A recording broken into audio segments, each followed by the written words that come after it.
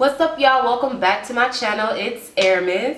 Y'all, I really wasn't gonna do this video because I don't believe in like exposing people or outing people, but he really tried me. Like, you tried me, and I really need you to know that. So here we go. So for the sake of his safety, we are going to call this man, let's just think of something way off, like Xavier. Okay, his name is Xavier for the sake of this video. Let's take it back in time. Let's take it back in time, y'all. Let's take it back in time. And if y'all can't already tell, I'm a little bit upset about this because I just recently went on Twitter and saw that I was blocked. And I'm like, interesting how you blocked me, but you owe me. So here's the tea that needs to be clocked. Everyone get their glasses out because this needs to be clocked. And I know you watch my videos. Let's take it back in time. So around the time DeAndre and I broke up a couple of years ago, I had already told y'all that I dated around this, that, and the third. Okay, so one of the guys that I had chose to date during this time, me and him actually got really close. Now, of course, the little short-term dating thing was like very short-term when it came to these guys. It was just, like I said, to fill a void. I just needed comfort. I just needed to talk to somebody, whatever. So I was literally just talking to people, and it was very short-term with each person. But I mean, hey, it is what it is.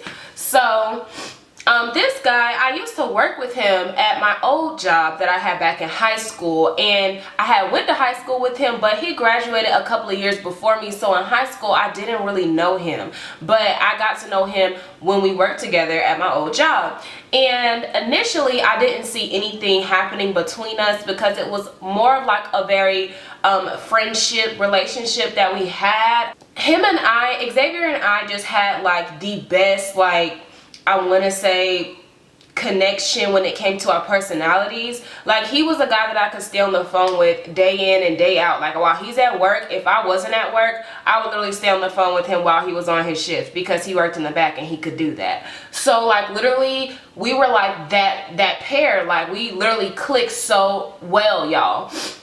But y'all know that, you know, during this time, my heart was like still for DeAndre, and I wasn't really feeling dating around anymore. Plus, DeAndre and I were on the verge of getting back together, so I had to cut Xavier off. And it did hurt my feelings to do that because out of everyone that I just, you know, dated short term, but during those 8 months, I really feel like he was probably the only one that I actually cared about, because it like actually hurt my feelings to cut it off, you know what I'm saying? And it wasn't like I was talking to DeAndre every night on the phone and talking to him during the day, and then once me and DeAndre got close, I cut him off. No, it was not like that, okay? Like, I know it probably sounds like that, but it was not like that. What it really was DeAndre and I were not together, and we were both going back and forth between whether we were going to get back together or not, and he was just the last guy I happened to date during this time. That's all it was. But out of all the guys, I could say that I probably cared about him the most as a person. So because of the relationship that Xavier and I had, it wasn't really based off of anything like intimate or physical. It was more so like a mental connection that him and I had. He could call me at any time and I would literally answer and talk to him anyways. Like, it wasn't like I never felt wrong or bad for doing it, because he was older than me, he was mature, and he understood everything anyways. Like, he would always like say, you know, you want to be back with him. Like, he was that kind of dude that kind of knew where my head was at the time too. So it wasn't, we had like one of those really open relationships, like we could literally tell each other anything. So even after the whole dating was over, he was still like one of those dudes that could literally tell me anything, and I could tell him anything, and that's where we would leave it there. Like, that's what I thought anyways, honey. So here we are. He, you know, this is like maybe a week or so after we decided to cut things off. I don't know really the time frame, but I do know DeAndre and I were not back together just yet. It had been like a few weeks between him and me and DeAndre getting back together. So within that space, he had ended up going to jail. Now, I didn't really know, like I never met his mama, never been to his house, nothing like that. So I didn't really know too much of his background. You would think that talking to a person every single day on the phone, you would know if they've had like prior arrests or things like that, trouble with the law. But these days, everybody has been arrested. I don't even know, like I had no real like too much about him. I didn't know too much about him. So let's set the scene of like this day. I basically woke up one day. I was getting ready, doing my makeup, going to class or whatever, and I had hella missed phone calls from the jail back where I went to high school, like that county. So I had hella missed phone calls from that jail. Like I would answer the call and it would be like, hi, this is so-and-so jail, and I would hang up because, you know, in my head, I don't know shit about jail. I'm like, oh, they not finna charge my phone $10 to talk to whoever. I don't know nobody in jail, so I'm not answering. So I was ignoring calls for like 30 minutes, y'all, and then like eventually his friend calls me. Now let's call his friend Tyler. So Tyler calls me and it's like, okay, yo, something happened with Xavier. I'm about to connect you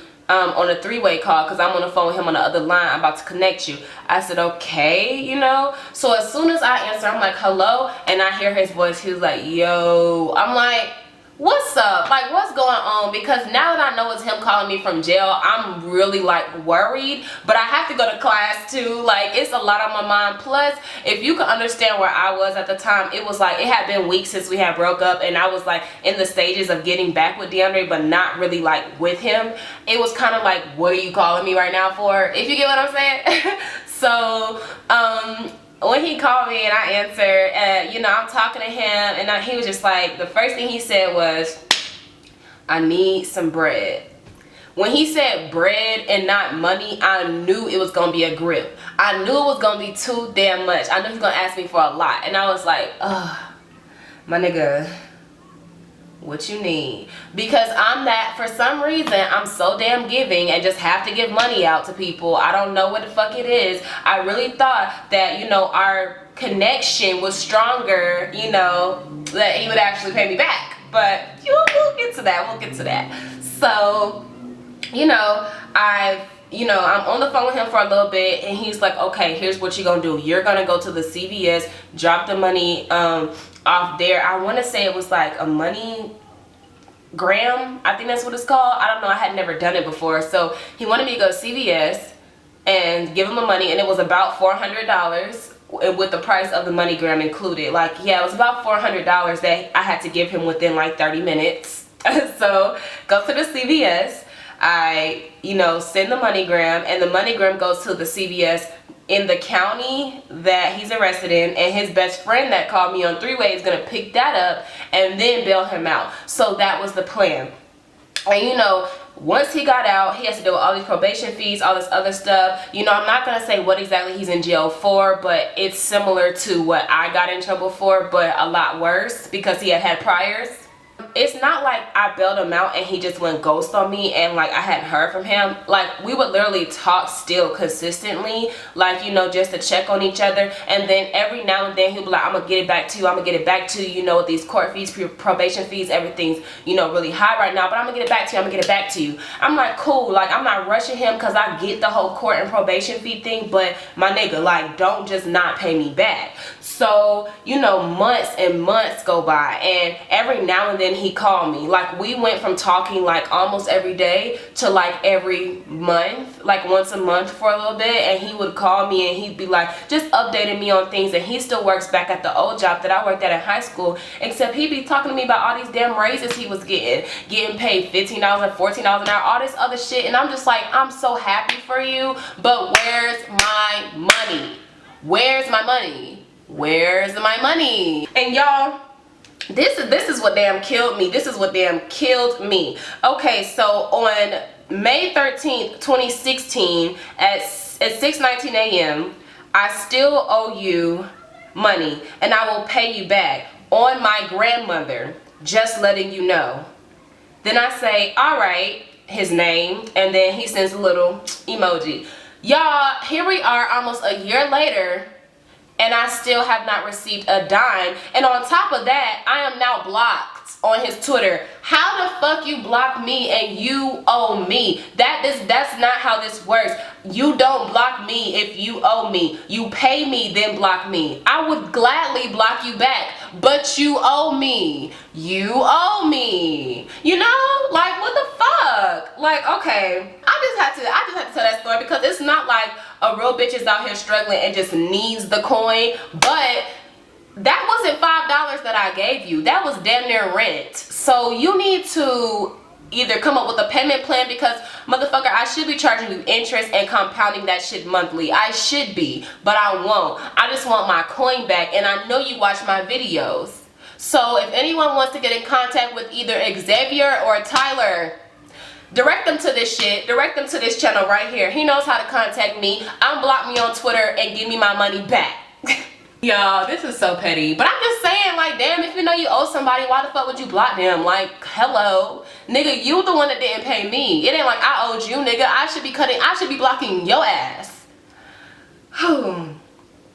Anyways, y'all, I really hope y'all enjoyed this video. I have to go to work now. I work cocktail tonight, so I'm all glammed up and whatnot. But I gotta make sure that I'm there on time. So I will see y'all in my next upload. Don't forget to like, comment, and subscribe. And I'll see y'all next time. Bye.